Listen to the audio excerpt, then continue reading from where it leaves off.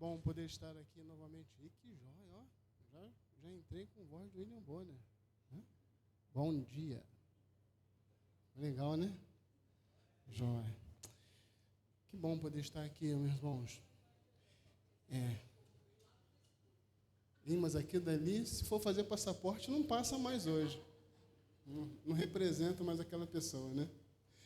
Obrigado pela força. Tá bom. É muito bom poder estar aqui com os irmãos novamente. E hoje, assim, a gente está morando agora no interior do Rio, na Serra. E esse calor aqui para a gente castiga bastante. Então, antigamente, antes de eu sair daqui do Rio, eu entendi que tinha 2 lugares bons para estar no Rio no calor. No shopping e no trem da Supervia. Né? São os 2 melhores lugares para se estar, né? Geladão, né? Mas estar aqui também é bom. O tempo agora está bom, né? Então, ficar aqui agora também é o 3º lugar melhor para estar no Rio de Janeiro no calor. E é bom poder estar aqui com os irmãos, rever alguns irmãos da antiga, alguns de mais um pouquinho, outros mais recentes e os novos. E aí, como o tema é pertencer, como fui convidado para falar sobre o tema, dentro do tema da igreja, que é pertencer. E eu me senti muito à vontade por isso, porque eu pertenço, né? A igreja vai fazer 44 anos esse ano, né? 43. 82, 43 anos. E eu estava aqui no começo. Então, alguns irmãos que estavam lá no começo lembram de como era no começo. Eu estava aqui no outro dia, a última vez que eu vim, eu estava olhando para o teto, estava olhando para as paredes e falei, Senhor, né? Quanta mudança boa. No começo eram uns... Hoje é chamado de cobogó, né? Antigamente chamava de tijolinho furado. Era esse a janela da igreja. E aí, como aqui ventava muito, não tinha casa aqui, era tudo mato aqui em volta. Aí era sempre fresquinho aqui dentro. Mas hoje, se fosse o tijolinho cobogó aqui, a gente estaria assando.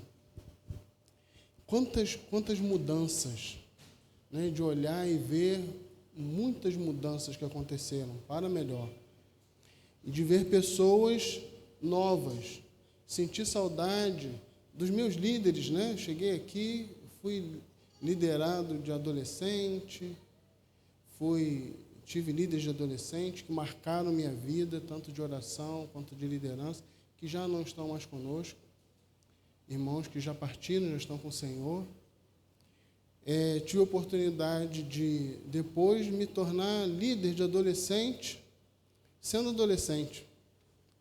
E hoje poder ver alguns daqueles que foram líderes sendo líderes na igreja hoje, que foram meus liderados, hoje ser líder na igreja. E pessoas novas, que mostram a saúde da igreja, né? Que está sempre tendo pessoas novas, e o objetivo é esse mesmo. E a gente tem essa sensação de pertencimento desde quando estamos na barriga da mãe da gente. Eu atendo bastante crianças que têm alguma dificuldade, alguma disfuncionalidade, porque não foram bem aceitas quando os pais souberam da gravidez. Isso influi. Então, nós temos necessidade de pertencer desde quando estamos na barriga. E aí, falando em gerações, né, cheguei aqui pré-adolescente e hoje estava ali com meu neto no colo, 2 meus netos no colo, e estão para chegar mais 2. Né? Então, a vida vai né, mudando para a gente, e o Davi e a Isis chegaram, fazem parte da nossa família, mas a Sara e o Vicente que virão já fazem parte no nosso coração. Precisamos pertencer. E quando a gente fala de um povo, de igreja, de estarmos aqui, é interessante a gente saber que a gente faz parte disso aqui. Que você hoje está trabalhando e que daqui a alguns anos pessoas serão frutos do trabalho que você está fazendo hoje. E se você já não for fruto do trabalho de alguém que esteve aqui antes, é bom pertencer. O ser humano precisa pertencer para que tenha a sua identidade. É através do pertencimento que temos a nossa identidade. Né? Temos o nosso nome, o nosso sobrenome, viemos de duas famílias que se uniram e nós pertencemos. E é importante participar de um povo, porque a gente participa das conquistas desse povo. A gente participa da história desse povo. Né? Como a gente poder ver, eu comecei falando que no dia da organização da igreja eu estava aqui, né? E fui membro, fundador. E alguns irmãos que estão aqui também foram. E toda essa história que se desenvolveu, pessoas que já chegaram, já saíram, e esses irmãos que estão aqui continuando a obra, fazendo a obra acontecer. Mas, quando falamos em relação a uma nação, isso muda de figura. Hoje nós temos na nossa experiência, na nossa família, Daniel, nosso filho mais velho, está morando na Holanda. Mas ele saiu de casa já tem mais de 10 anos para morar em outros países. Então, já morou na Argentina, já morou em Portugal, agora está na Holanda. E agora, depois de muito tempo, ele está para receber a sua cidadania portuguesa. Casou-se com uma portuguesa e está para receber a cidadania portuguesa dele, ou seja, ele vai ser cidadão de mais de 2 países, né? Brasil, Argentina, que ele conseguiu a cidadania lá, e agora vai ser cidadão português. Em sendo cidadão português, e Portugal pertencendo à União Europeia, ele se torna um cidadão europeu. E quanto tempo ele teve que passar, quantos requisitos ele teve que cumprir para que ele pudesse alcançar a cidadania dele. E aí eu falando com ele, falei assim, mas aqui no Brasil é tudo fácil, né? Esse pessoal do Haiti veio para cá, já ganhou uma carteira de trabalho, um cartãozinho do SUS e já é brasileiro. Ele me falou, pai, o país mais difícil de se conseguir cidadania é o Brasil. Porque a esposa dele, portuguesa, ainda não pode ser cidadã brasileira só porque é casado com ele. Então, tem todos uns requisitos que ela tem que cumprir antes de se tornar cidadã brasileira.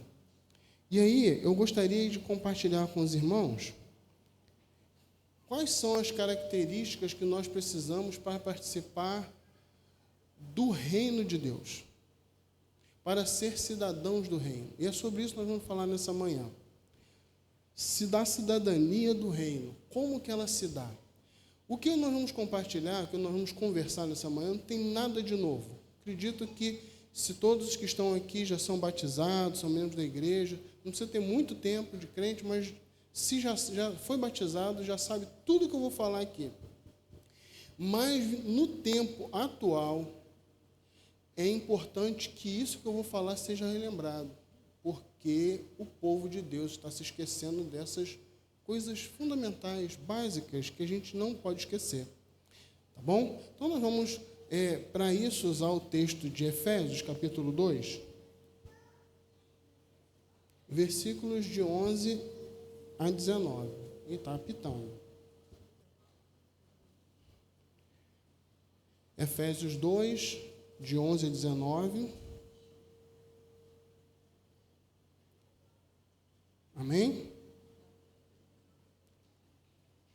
Diz assim, portanto, lembrai-vos de que vós outrora ereis gentios na carne e chamados incircuncisão, pelos que na carne se chamam circuncisão, feita por mão dos homens.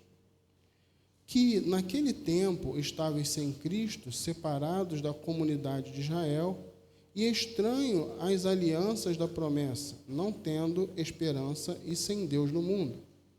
Mas agora em Cristo Jesus, vós que antes estáveis longe, já pelo sangue de Cristo chegastes perto.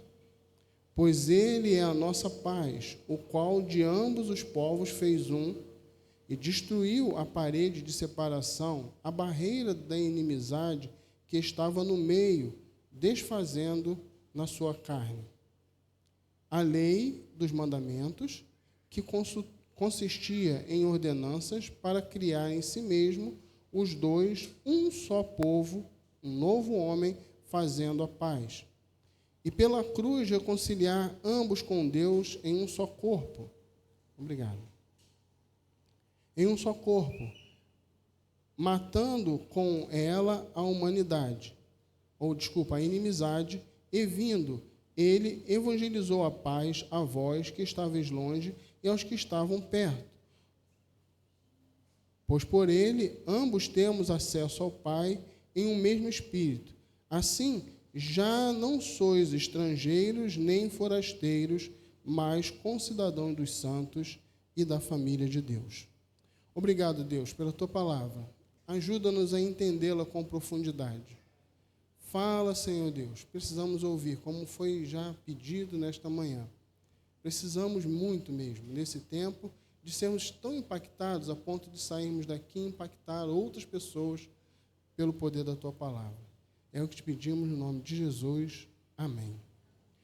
Paulo está escrevendo a carta para uma igreja que estava numa cidade gentia aos olhos dos judeus. O que era o gentio? Era aquele que não era israelita, não era do povo de Israel, não era hebreu. Esse pessoal, eles eram considerados como uma escória para os judeus. E o evangelho foi sendo difundido e chegou, então, a Éfeso, uma cidade grega que tinha costumes muito diferentes do costume do povo de Deus, mas aquelas pessoas que ouviram, creram e agora precisavam ser orientadas em como continuar fazendo parte do reino de Deus. E aqueles que estavam chegando.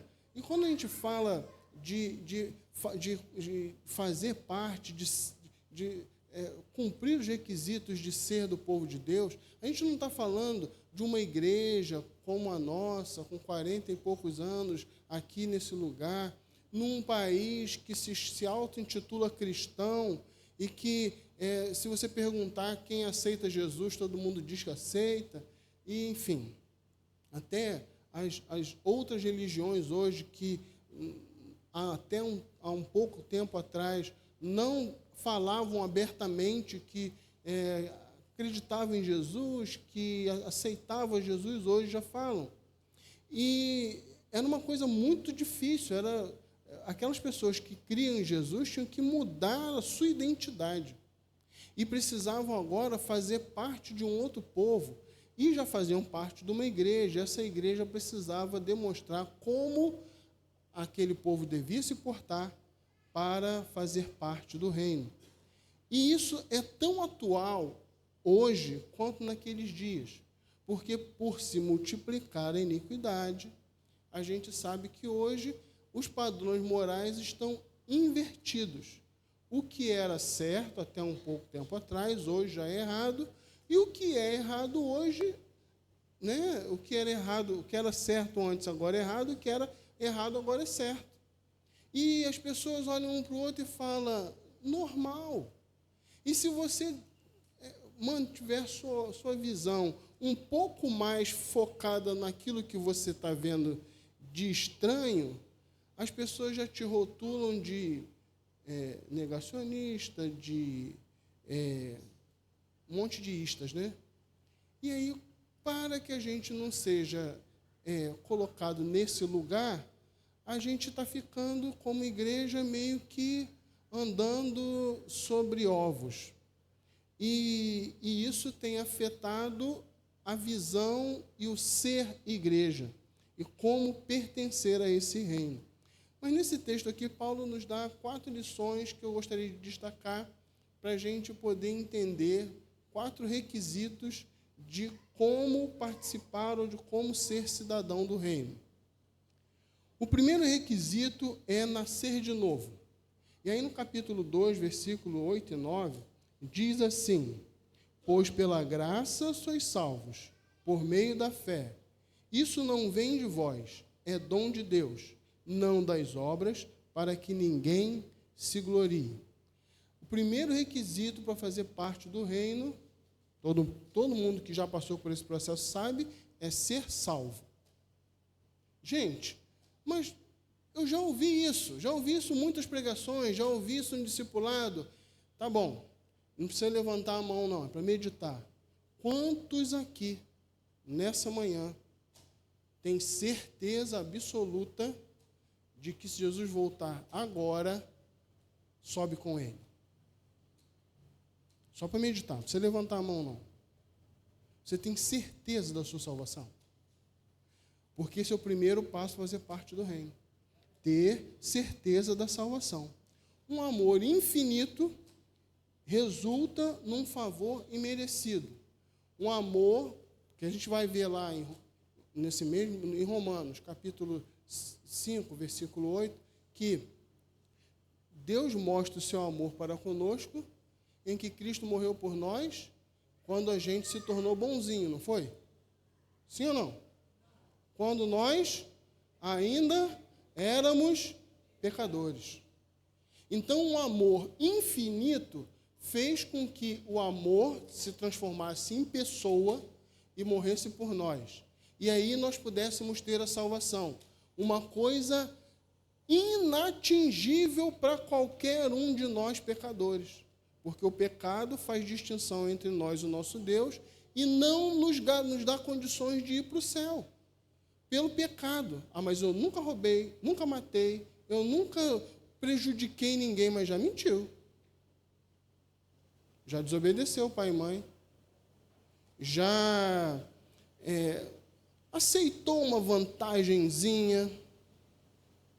Já passou pensamentos ruins. Ah, se eu pego aquele irmão. Ah, se eu pego aquela irmã. É pecado. E como a Bíblia não tem uma gradação de pecado, qualquer pecado é pecado. E esses pecados nos fazem separação entre nós e Deus, e nós não iríamos para o céu se não fosse esse amor infinito se materializasse em pessoa e morresse por nós, para que pudéssemos ter a salvação como um presente de Deus, um dom gratuito, que não vem pelas obras, para que eu não possa me colocar na situação de ser mais crente do que o outro irmão. Né? Ah, eu sou mais crente, eu alcancei minha salvação primeiro porque eu sou mais crente do que aquele outro irmão ali que é menos crente do que eu. Aí nós teríamos uma hierarquia de crentes, mais crentes do que outros. Mas não é pelas nossas obras, é pela graça. E graça é um favor que a gente não merece. E a gente precisa, então, entender que a salvação ela é dada como um dom para aqueles que creem em Cristo. O que a gente precisa, o dom presente de Deus, é ofertado mediante a fé. Se você não crer, não tem salvação. E o crer para ter salvação é só acreditar? Porque hoje já existem muitas provas arqueológicas, históricas, científicas, de que realmente Jesus viveu. Então, hoje a ciência não pode refutar o fato que Jesus viveu. Não tem como. Então, tem que acreditar que Jesus viveu. E isso me dá condições de ser salvo? Só acreditar que Jesus viveu? Não. Eu tenho que crer que o sacrifício dele na cruz fez com que eu alcançasse a salvação, porque os meus pecados foram perdoados. Então, o que não tem se falado hoje, é justamente isso. Daqui a pouco nós vamos falar sobre isso. Eu preciso, para que eu possa alcançar a salvação, o primeiro passo é eu entender que eu sou pecador. Que se eu não entender que eu sou pecador, é igual eu estar tomando um remédio para dor de cabeça sem dor de cabeça. Passou a dor de cabeça? Não estava com dor de cabeça. Então, se eu não entendo que eu sou pecador, qual o valor da salvação para mim? Para você? É preciso que a gente entenda que somos pecadores. e que os pecados nos fazem separação entre nós e Deus. Mas, uma vez que cremos em Jesus, entendemos que somos pecadores, confessamos nossos pecados, entregamos nossa vida a Ele. Ele, então, veio habitar em nós. E aí, depois de habitar em nós, nós podemos ter a certeza da vida eterna, que nossos pecados foram perdoados e o Espírito Santo habita em nós para nos ajudar cada dia, nos desvencilharmos do pecado. Olha que bênção! Olha que bênção! E que isso não tem o objetivo só de nos tornarmos diferentes do povo lá de fora, que nós vamos falar isso daqui a pouco também. Isso tem o objetivo de fazer com que a gente faça parte do reino, que sejamos cidadãos do reino. É o primeiro requisito. Ser salvo, ter certeza dessa salvação. Se você não tem certeza da salvação, meu irmão, minha irmã, é bom que você tome uma providência já. Se você está dentro da igreja há anos e anos, e desde o século passado, mas se você hoje ainda teme o encontro com Deus, então você precisa ter certeza da sua salvação. E se eu chegar lá e Deus falar que eu não posso entrar no céu? E se eu chegar lá e Deus listar meus pecados e colocar lá no telão, lá, tudo que eu faço escondido que os irmãos da igreja não sabem, que o pastor não sabe, que a minha esposa não sabe, minha namorada não sabe, meu irmão não sabe, minha mulher não sabe, ninguém sabe, mas Deus sabe. E se por causa disso Ele não deixar eu entrar no céu? Então a gente não tem ainda clareza do que é ser salvo. Porque uma vez salvo, uma vez que eu entreguei minha vida a Jesus, naquele momento que eu entreguei minha vida a Jesus e confessei meus pecados, a Bíblia diz que dos pecados perdoados, Deus não lembra nunca mais. E nunca mais para Deus é muito tempo, porque Ele é eterno. Ele não lembra, nunca mais. Mas, e dos pecados que eu cometi a partir do dia que eu entreguei minha vida em Cristo? Aí eu tenho o Espírito Santo, que intercede por mim com gemidos inexprimíveis, tipo horríveis, para que Jesus nos justifique por mais esse pecado. Aí nós voltamos para a questão lá do pessoal de Corinto. Então vamos pecar bastante para a glória de Deus, para a graça de Deus se manifestar na nossa vida todo dia. Não. Quando a gente aceita Jesus, entrega a nossa vida para Ele, o Espírito Santo habita. E quando o Espírito Santo habita, não tem como existir pecado e Espírito Santo junto. Então, eu preciso entender isso, que o Espírito Santo deve habitar em mim. E como é que eu sei que o Espírito Santo habita em mim? Quando está aquela vontade de mentir, que o Espírito Santo fala, não, melhor não. Quando vem aquela proposta indecente, o Espírito Santo fala, não, rapaz, nem olha para isso. Quando vem aquela vantagem, quando vem aquela vontade de omitir alguma coisa, o Espírito Santo incomoda. Quando você briga com alguém, o Espírito Santo não deixa você dormir, é prova de que o Espírito Santo habita em você. Agora, se tudo isso que eu falei, nada disso te incomoda, meu irmão, aceita Jesus agora. Porque Jesus está voltando e é muito rápido a volta dele. E o primeiro requisito para a pessoa ir ou pertencer ao reino é ser salvo. E aí a gente pode ver que no mundo de hoje, na sociedade de hoje, nós estamos com aquela ideia de desconstruir, né? Então as pessoas estão desconstruindo todos os padrões morais. O que antes era errado, como eu falei há pouco tempo, agora é certo, agora pode. E se você falar contra, o errado é você, né? Então, Jesus não está aqui para fazer desconstrução da nossa capacidade intelectual, da moral, ética, de saber o que é certo e o que é errado. Jesus quer transformar. Já viram um casulo de borboleta? Morar no interior é bom por isso, irmão. Lá em casa tem como é que é o nome daquele negócio? Pergolato. Tem um pergolato que já veio na casa, não fomos nós que fizemos, não. E aí tem uma planta que ela dá flor 2 vezes no ano. Mas no intervalo dessa floração, dá muita lagarta. E as lagartas ficam penduradas lá. E é impressionante ver. A lagarta para quietinha na folha, daqui a pouco nasce uma teiazinha em volta, se transforma num casulo, e no outro dia que você passa lá, o casulo não está mais lá. Por quê? A lagarta morreu? O que aconteceu então que o casulo não está lá? Ela virou borboleta. Veja bem, irmãos, ela andava rastejando, tipo assim, maior dificuldade para subir na parreira, para encontrar uma folha saudável e ali fazer o seu casulo, mas dali ela não sai mais rastejando de novo. Dali ela sai voando. E o que Deus quer fazer comigo, com você, em termos de salvação, é isso. Não é desconstruir o homem antigo, é transformar. É novo homem, é nova mente. Essa nova mente muda tudo.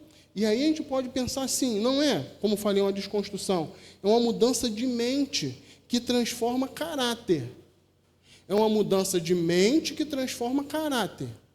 Não é simplesmente uma mudança de mente para eu poder aceitar com facilidade as regras da Igreja Batista, da Convenção Batista Brasileira. Para eu aceitar a visão da Igreja Batista no Parque Sueri. Não, é uma visão, é uma mudança de mente que transforma o caráter. É que João Paulo fala, aquele que roubava não rouba mais. Aquele que mentia não minta mais. É mudança, não é desconstrução. E aí é preciso que a gente entenda que a palavra de Deus, o poder do Evangelho faz troca, é conversão. Não tem como você chegar agora, né? O Daniel está pedindo para a gente ir lá na Holanda, e a gente está orando, Senhor, dá condição. Por quê? Porque a gente sabe que a gente vai ter que ter um caminhão de dinheiro aqui, de reais, para quando passar na alfândega, sair com algumas moedas.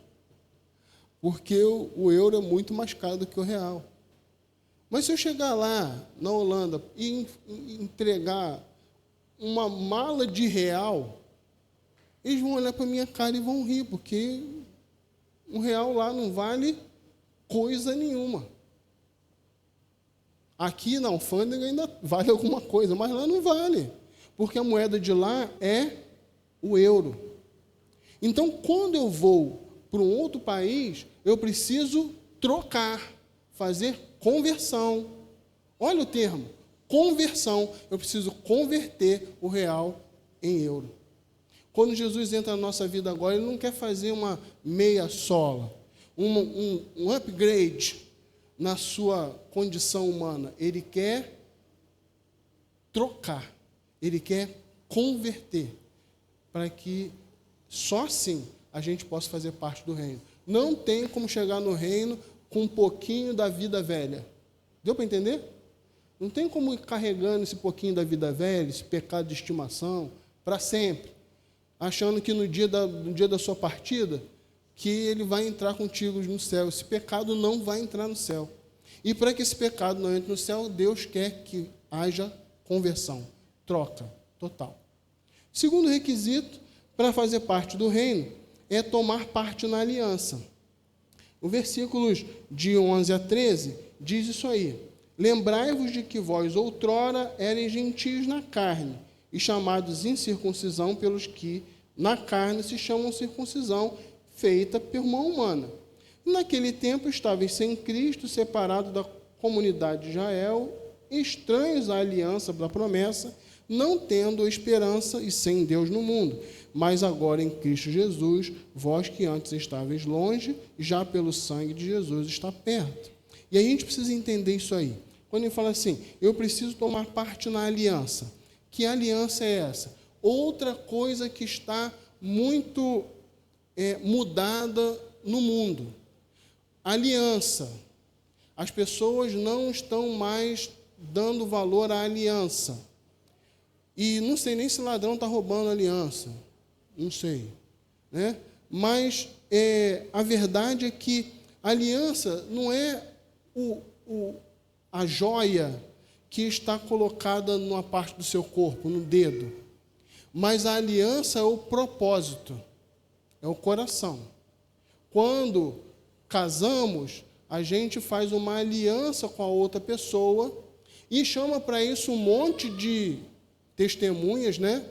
que na grande maioria vai lá só para comer bolo mesmo, mas são testemunhas de que agora eu me aliancei àquela pessoa para sempre.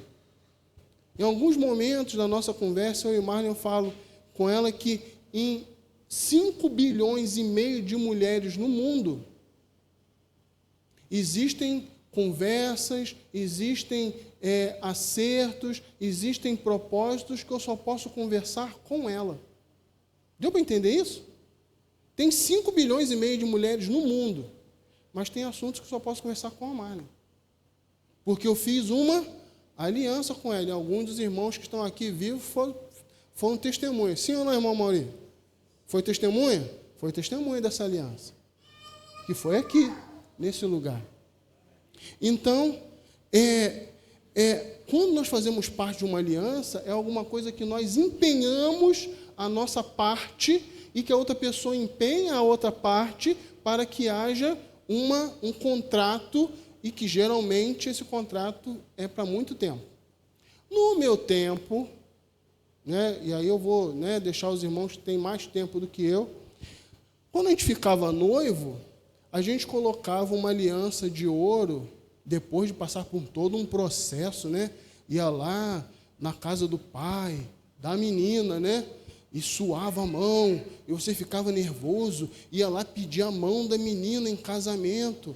E aí, na verdade, você pedia em casamento primeiro o pai do que depois a menina, Você pedia lá, perguntava se o bigodão lá deixasse, aí você ia lá e fazia o pedido, Mas você colocava uma aliança de ouro na mão direita dessa menina, e ela também colocava na sua, e vocês já tinham uma pré-aliança, dizendo que vocês já estavam com intenções de se tornarem marido e mulher. Hoje, irmãos, eu presenciei um noivado há pouquíssimo tempo, e a aliança é de prata, e se coloca na mão esquerda, para que depois, não sei, ela se transforme em ouro, não sei como é que funciona, e nem sei se tem mais aliança de ouro, se as alianças são de ouro mais, não sei. Mas uma coisa acontece, no casamento tem que ter a troca das alianças. E o que é a aliança? Um pacto firmado entre você e outra pessoa. E aí ele fala nessa realidade de que aquele pessoal não fazia parte das alianças, mas ele está falando da aliança antiga. E qual era a aliança antiga? A aliança antiga era a circuncisão, a marca no corpo. Uma pessoa só era parte do povo de Israel se fosse homem e ao 8º dia fosse circuncidado. Aí ele fazia parte do povo de Israel. Se não fosse circuncidado, os israelenses, os hebreus naquele tempo, chamavam de incircunciso. Isso é quase um xingamento, quase um palavrão. Seu incircunciso. E falava isso mesmo. Não foi assim que Davi chamou Golias? Davi chamou Golias de incircunciso. Isso era um xingamento, porque ele não fazia parte do povo de Israel. E não fazia parte da aliança de Deus com Moisés, com Abraão, com Isaac, com Jacó. Não fazia parte. Aquele povo não obedecia às leis de Israel. E Israel sempre foi o diferente no mundo porque obedecia às leis. Só que aí, outro dia eu estava ouvindo um corte de um podcast com uma judia, que ela é judia porque ela casou com um judeu, e com um rabino. E esse rabino dizia que, para nós judeus, ele dizendo, é muito fácil a gente não comer carne de porco. E a pergunta do podcast era essa: por que o judeu não come carne de porco? E a resposta dele foi: porque Deus falou para não comer. Ponto. Mas não tem, assim, nenhum fundamento científico, não tem nenhum fundamento histórico para você me dizer, não, Deus prometeu isso, falou para fazer isso, quando o povo estava no deserto, que não tinha higiene, que os porcos não. Deus falou, não come porco, e eles não comem porco. Ponto. Então eles obedecem à lei. Mas eles achavam que só pelo fato de obedecer à lei já faziam parte do reino. Eles faziam parte do povo escolhido, mas não faziam parte do reino. E agora, esse pessoal agora que era gentio, foi alcançado pelo Evangelho de Cristo e agora fazem parte do corpo ou do reino, porque foram salvos, foram resgatados. Então, agora, eles passaram a fazer parte do reino de Deus por causa do cálice. Não é? Nós vamos ter ceia semana que vem, né? E na ceia, todos os meses, os irmãos, não sei se ainda é assim aqui em Parque Suíri, mas antigamente o pessoal vinha todo internado, todo bonitão, cheirosinho, né? Para fazer parte da ceia. Mas na ceia, nós temos o cálice. E o texto diz: tomai e bebei, porque isso é o meu sangue. E isso é o cálice. Essa é a aliança do Novo Testamento. A aliança do Novo Testamento é o cálice. É o sangue de Cristo derramado na cruz, que faz com que agora eu possa ser povo, independente de ser judeu ou não. E aquele pessoal não estava entendendo isso. Porque existiam judeus, prosélitos, convertidos ali, e aquele pessoal falava para os novos convertidos que tinham primeiro se tornar judeus através da circuncisão, para depois, então, eles se tornarem povo, se tornarem reino. E Paulo era um defensor disso, dizendo, não, pela nova aliança, eles agora podem ser reino, são parte do reino de Deus, são cidadãos do reino, porque o sangue é a aliança. E aí é por causa do sangue que eles, então, têm essa condição de fazer parte do reino de Deus. Mas tanto o povo da antiga aliança quanto o povo da nova aliança tem um objetivo maior, que é manifestar a glória e o poder de Deus aos povos pela operação do Espírito, a circuncisão do coração, e não mais de uma parte do corpo.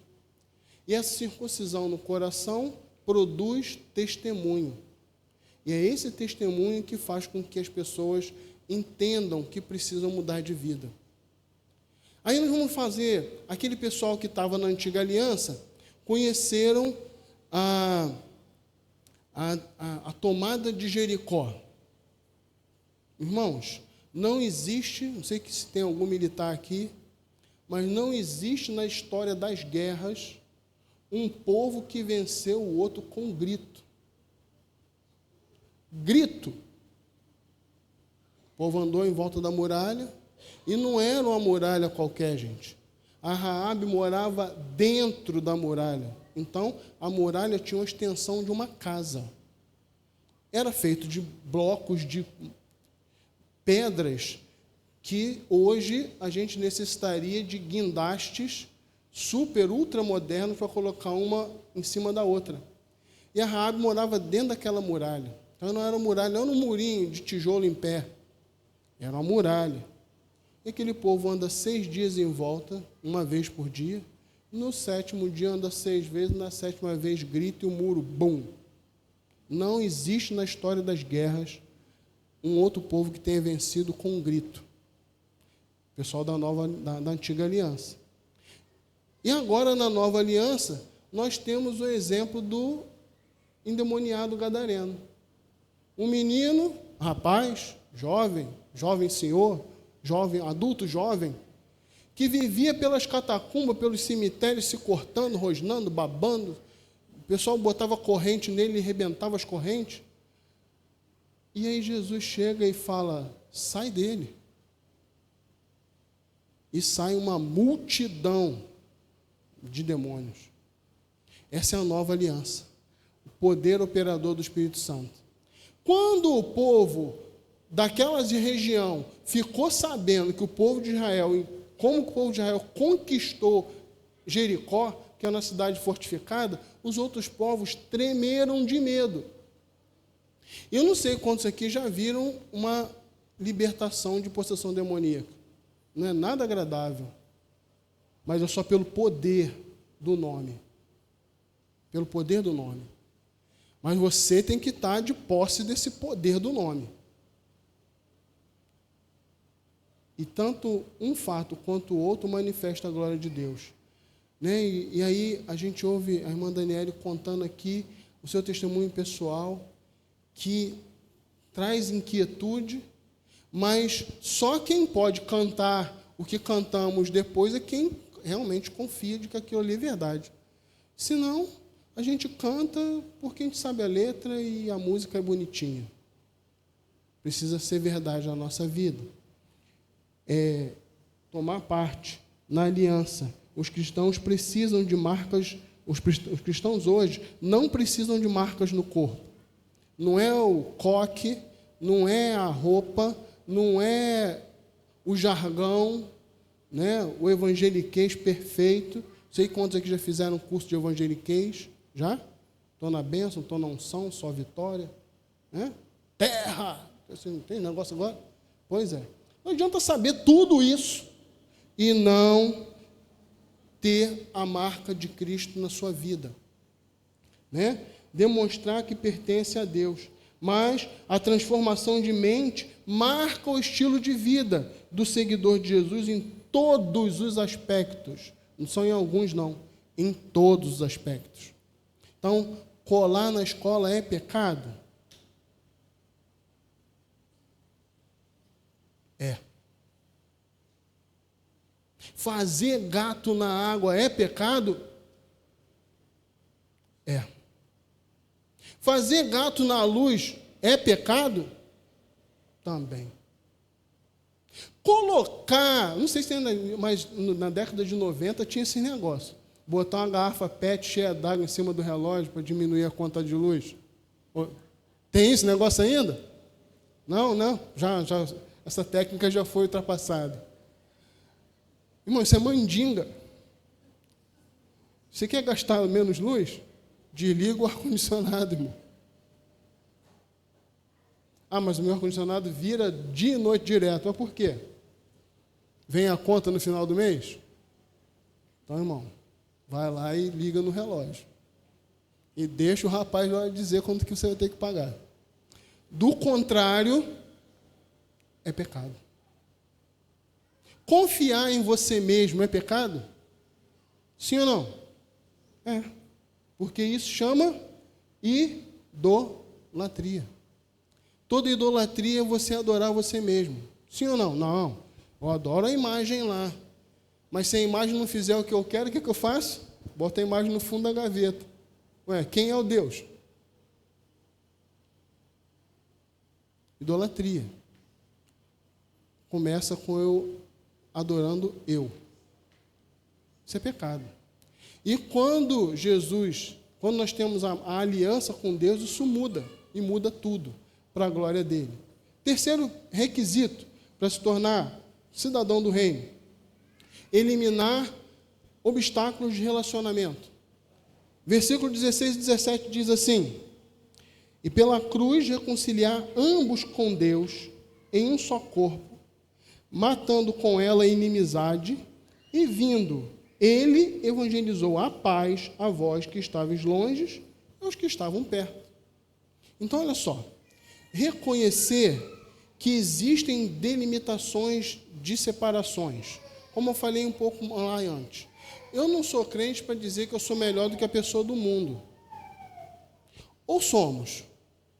Nós somos os queridinhos de Jesus porque nós aceitamos, nós somos queridinhos de Deus porque nós aceitamos Jesus? Ou seja, esse mundo perdido no lamaçal do pecado. A gente não tem um discurso desse? Ah, aquele meu colega lá no trabalho, ele é ímpio. Pois é, ele precisa de Jesus. Saber que ele é ímpio, né? Ele mesmo já diz. É um ímpio. Não, eu não faço trato com ímpio. Ah, porque eu julgo desigual. Tá. Não é bom mesmo, não. Mas não é dizer que o ímpio esteja numa posição inferior à nossa. Porque a palavra de Deus diz que em Romanos 3, 23, o quê? Quantas pessoas pecaram? Todos. Então nós somos tão carentes da graça de Deus quanto eles. Certo?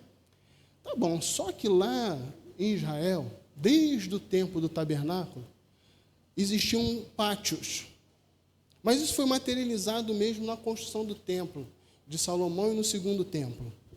Tinha um pátio externo que era chamado Pátio dos Gentios. E eu já falei antes quem são os gentios. E o pátio mais interno era um pátio dos judeus. Até aí tudo bem? Era um pessoal que cantava em hebraico e o outro cantava em outra língua. Sim? Não. Não estava tudo bem. Porque tinha um muro que separava esses dois pátios. E as portas que davam acesso a esse pátio interno tinham inscrições em volta dela, dizendo que o gentio que ultrapassasse aquele limite era passivo de morrer. Gente, se a gente visse um negócio desse hoje, esse pessoal seria extremamente cancelado. Não é? O negócio lá, dizendo, se passar daqui para dentro, você que não é judeu vai morrer. O pessoal chamaria de quê? Genocida, não sei o quê. Pá. Vários títulos. Mas tinha esse negócio verdade, porque as escavações descobriram pedras que tinham essas inscrições. Ou seja, o gentio que inadvertidamente ultrapassava aquele limite, ele podia morrer. E teve um gentio que passou desse limite. Seus irmãos lembram quem foi esse cara? Que entrou com Paulo e ultrapassou esse limite? E por causa disso, Paulo morreu. Porque ele levou um gentio para dentro do templo. E Paulo falou assim, ó, pelo sangue de Cristo, acabou a inimizade. Agora todos nós somos um povo só. Se crê em Cristo, você é um povo só. Ou seja, a pessoa que vem lá do mundo, e eu falei sobre isso na penúltima vez que eu preguei numa outra igreja, a pessoa vem lá do mundo cheia de tatuagem, cheio de piercing. E veio do mundo. Antes, no versículo anterior, eles viviam no mundo sem Deus e sem esperança. Não tinham ideia do que fosse Deus. Agora eles vêm para Jesus. Aí Jesus diz que transforma tudo. Vai passar a lixa ali até sair a tatuagem? Não. Deus pode usar aquela pessoa cheia de tatuagem para alcançar pessoas com tatuagem? Sim ou não? Sim. Agora o irmãozinho aqui da igreja fala, que tatuagem maneira, eu vou fazer. Você já é povo. Você já é povo. Aquela pessoa está vindo. Você já é povo. Antigamente, bem antigamente, aqui aconteceu isso. Aqui aconteceram assembleias em que se decidiam se as irmãs podiam subir no púlpito de saia ou não. Isso nos idos de 1980. Não, as irmãs podem participar do culto, sim, mas se tiver de calça comprida, só lá embaixo. Não podia subir ao púlpito, não podia assomar o púlpito se tivesse calça comprida. Olha só, se isso estivesse valendo até hoje, hein? Mas as pessoas entendiam o que era sagrado. Hoje já não se tem ideia do que seja sagrado. E aí, as pessoas vêm para Cristo e precisam mudar. Só que entrava uma irmã na igreja, aqui não tinha não, mas eu conheci uma igreja que as pessoas que ficavam na recepção ficavam com uma saia que hoje chama-se elegantemente de saia envelope, né? Aquela saia transpassada, né? Que amarra. E aí, quando chegava uma visitante de calça comprida, ela era convidada a ir ao banheiro e colocar aquela saia em envelope. Isso nos anos idos. Mas, se a gente falasse, fizesse alguém fazer isso hoje, seria o fim da picada. Mas sabe o que acontecia? Aquela pessoa que vinha para a igreja voltava na quarta-feira. Era recebida desse jeito e voltava na quarta-feira, para o culto de oração.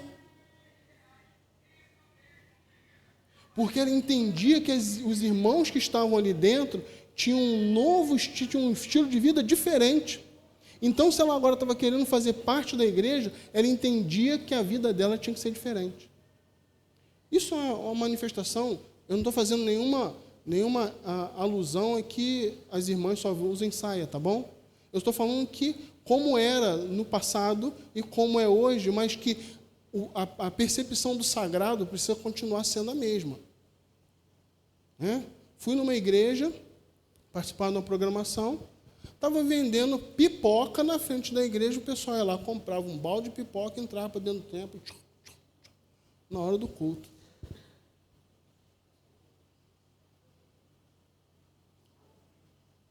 A percepção do sagrado está indo. E a gente precisa entender que a gente não vai participar de um evento, a gente vai prestar um culto. E a gente precisa entender essas questões. E aí, o véu do templo rasgado é a quebra do muro de separação. Quando o véu do templo rasga, não tem mais separação. Todos nós podemos chegar diante do trono de Deus. Isso nos dá liberdade, mas com muita responsabilidade e temor. Quando o sumo sacerdote entrava para oferecer o sacrifício anual, se ele tivesse com um pecado, o que acontecia? Ele morria, porque entrava no Santo dos Santos. Deus deixou de ser Santo dos Santos? Sim ou não? Então, por que a gente entra agora na presença do Senhor de qualquer jeito? Eu tenho uma dificuldade de aceitar esses cânticos que chama Deus de você. Acho que é muita intimidade para um ser muito além de nós. É o meu queridinho, o meu Deusinho. Eu demonstro intimidade chamando Deus de você. Você não chama o governador de você. E hoje, com a composição do Supremo Tribunal Federal, se você não chamar de Vossa Excelência, Realeza, Majestade, é bem provável que você pegue 17 anos de cadeia. Porque para Deus, o dono, criador do universo, eu posso chamar de você. É muita intimidade, eu acho assim. Uma intimidade que reduz a grandeza e a santidade do Senhor. E com isso, todos os homens agora têm paz. E aí, conta-se de um soldado japonês que estava escondido numa caverna durante a Segunda Guerra Mundial. E ali, naquela caverna que ele estava bem seguro, ninguém passava, mas um soldado americano, que estava desgarrado da sua patrulha, também entrou naquela caverna para se abrigar e deu de cara com ele. E, obviamente, na guerra, ou você mata ou você morre, E os dois puxaram a arma, mas o soldado japonês puxou uma biblinha. E o soldado americano depôs a arma dele, e os dois depuseram a arma e prestaram um culto a Deus. Não há inimizade quando existe palavra. Quando o poder da cruz resgata. O crente em Jesus não pode nem deve se colocar numa situação de achar que é mais especial dos que ainda não creem. Mas deve, no entanto, seguindo o exemplo de Cristo, se sensibilizar com o mundo caído. Quantos de nós dormimos tranquilos, sabendo que lá no morro, lá na comunidade, aqui na nossa região, tem aquele menino adolescente que estão prestando serviço lá para o tráfico e que são os primeiros a tombar. Qual a dor de uma mãe dessa? Às vezes está dentro de uma igreja, é irmã nossa. E a gente precisa se sensibilizar com isso. Com os nossos filhos, a gente precisa se sensibilizar com a realidade do mundo perto de nós. Por último, para ser cidadão do reino, eu preciso ter acesso ao rei. O versículo 18 e 19 diz assim: pois por ele ambos temos acesso ao Pai em um mesmo Espírito. Assim já não sois mais estrangeiros e nem forasteiros, mas concidadãos dos santos e da família de Deus. Jesus, no poder do Espírito, por Jesus, no poder do Espírito, nós podemos ir a Deus. Por Jesus, no poder do Espírito, podemos ir a Deus. Você lembra que eu falei do processo da salvação? Quem está envolvido nisso? O Espírito Santo, que intercede, Jesus, que é o mediador. E então, só por Jesus. Por isso, meu irmão, minha irmã, que está chegando para a igreja agora, e que termina a sua oração dizendo amém. A nossa oração termina em nome de Jesus, porque nossa oração sem ser em nome de Jesus, não é pelos nossos méritos, é pelo mérito de Jesus, que nós podemos chegar a Deus. E pelo mérito de Jesus, a gente vai a Deus e fala direto com Deus. Você sabe o que é isso? Quantos dos irmãos aqui já tiveram a oportunidade de falar com o governador do estado do Rio de Janeiro? Quantos irmãos aqui já tiveram a oportunidade, fora de campanha eleitoral, de apertar a mão do Duduzinho? Alguém aqui já apertou a mão do Dudu? Não? Não, Dudu? Aquele Dudu, Eduardo Paes, que é o prefeito da cidade. Você já foi lá no gabinete dele, apertar a mão dele? Falar, eu sou fulano de tal, cidadão carioca.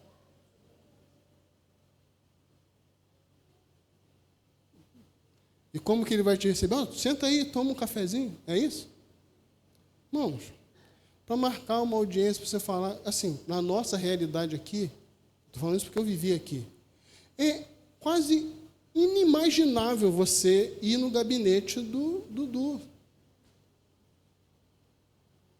É inimaginável. Alguns de vocês já pensaram em um dia resolver o problema da sua casa, para resolver o problema da sua casa, da sua família, da sua rua? A luz está apagada, eu vou lá no gabinete do Eduardo Paes. Já pensaram nisso? Em resolver seus problemas da comunidade, indo no gabinete do prefeito? Não chega, irmãos. Eu fui ver o problema da minha casa, da nossa casa aqui.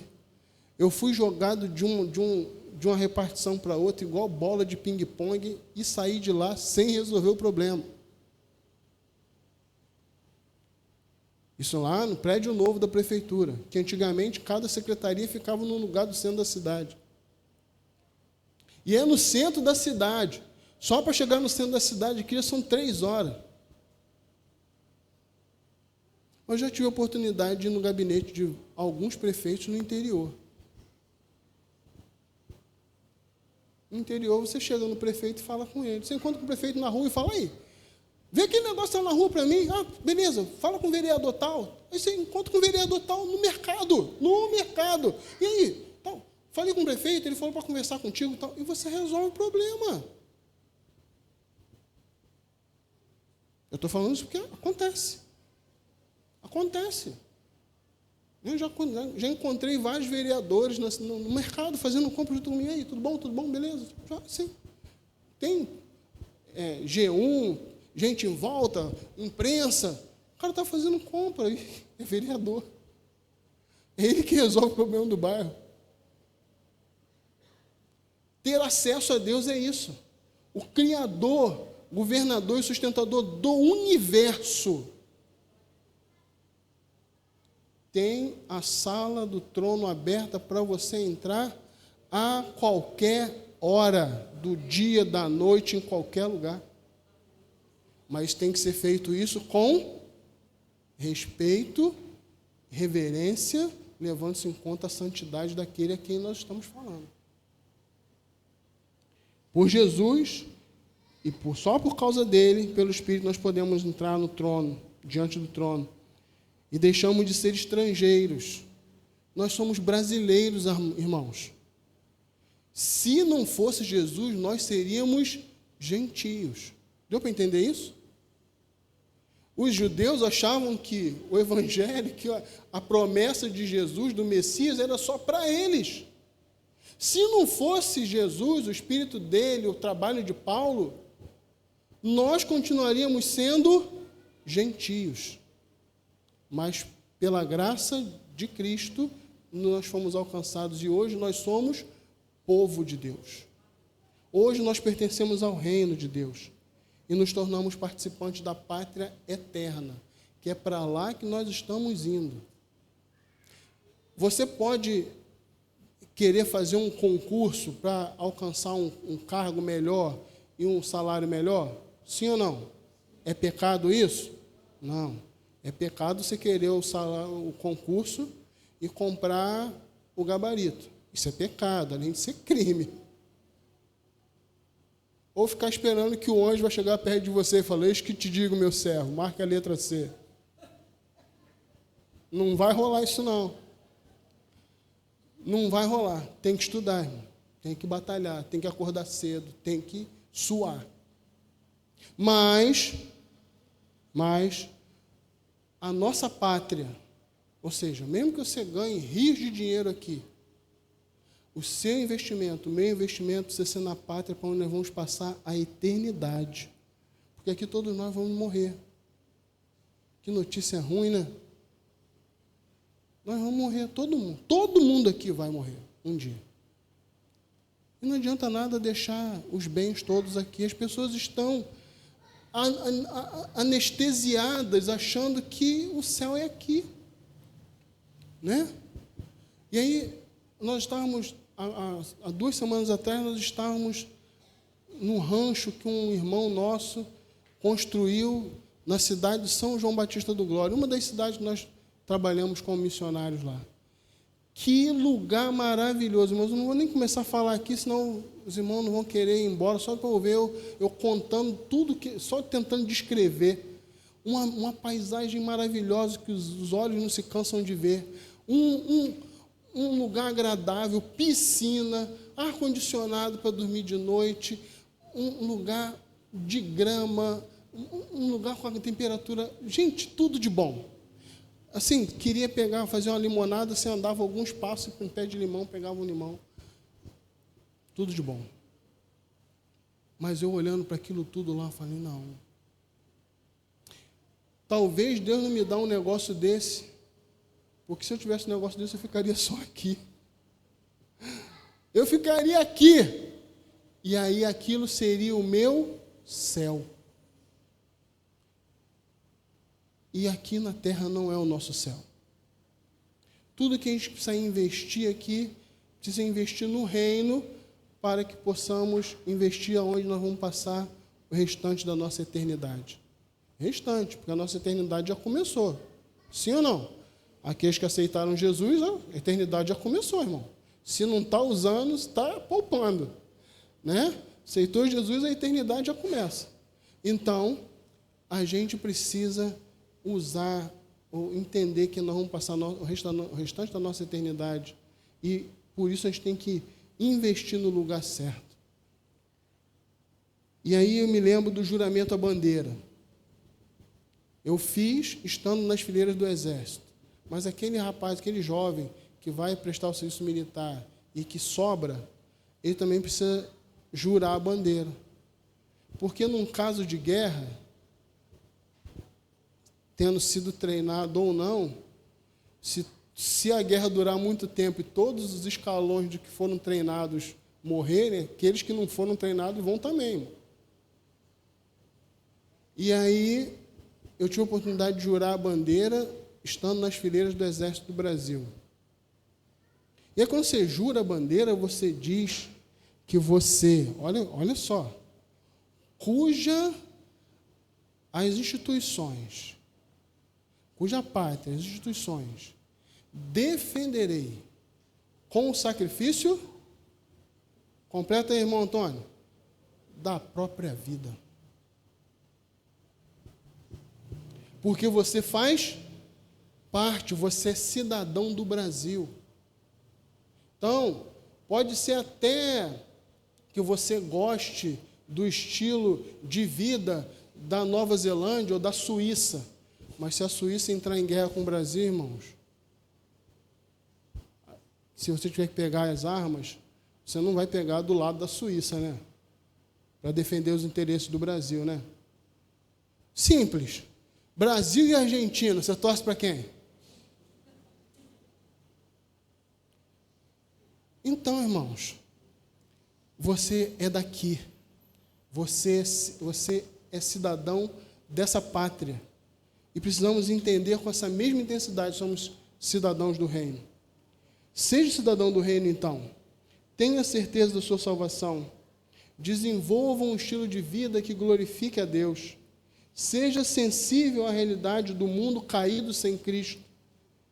E busque um relacionamento de amor com Deus que seja real e pessoal, porque é com isso que Deus está preocupado. Quando você chegar na porta do céu, não vai ser o seu currículo de serviços prestados numa igreja que vai fazer você entrar no céu, irmão. Irmã, vai ser o tempo de relacionamento com Deus que você dedicou, que você passou, que você deu. Isso vai fazer toda a diferença. Então, tenha um relacionamento com Deus, busque isso, e aí seremos cidadãos do reino, se ainda não é. Se você ainda não é, irmão, irmã, eu não vou fazer apelo, que nossa hora já foi, mas eu gostaria de fazer um apelo para o seu coração. Se tudo que eu falei aqui ainda soa meio estranho para você, procura aceitar Jesus rápido. Mas se já faz parte do seu estilo de vida, mantenha. Continue se mantendo firme para a glória de Deus, para que outras pessoas também possam se tornar cidadãos do reino. E que o Senhor nos abençoe. Amém? Amém. Vamos nos colocar de pé, então? Vamos orar. Quero agradecer mais uma vez a oportunidade, o convite, a oportunidade de estar com os irmãos e que a graça do Senhor seja sobre a vida de todos. Obrigado, Deus, por essa manhã, por essa palavra que o Senhor nos trouxe ao coração. Ajuda-nos, ó Deus, nos desvencilharmos dos obstáculos que nos impedem sermos cidadãos do reino. Que possamos, assim, ó Deus, ter isso em mente, o nosso desejo de investir no reino celestial para onde iremos. E que a graça do Senhor seja sobre as nossas vidas, de uma forma tão impactante que outras pessoas também desejem ser cidadãos do reino de Deus. E agora, quando vamos embora aos nossos lares, pedimos que a Tua graça nos acompanhe, para que possamos chegar em casa em paz, termos uma tarde agradável, abençoada na Tua presença, e logo mais retornemos para adorar o Teu nome juntamente com o Teu povo.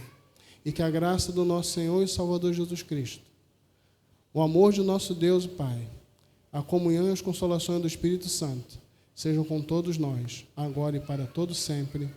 Amém. Amém. Deus abençoe. Não sei se é assim, mas você pode cumprimentar umas 5 pessoas antes de ir embora. Eu sei que já está com fome. Dá aquele abraço e chama esse irmão para estar hoje à noite junto.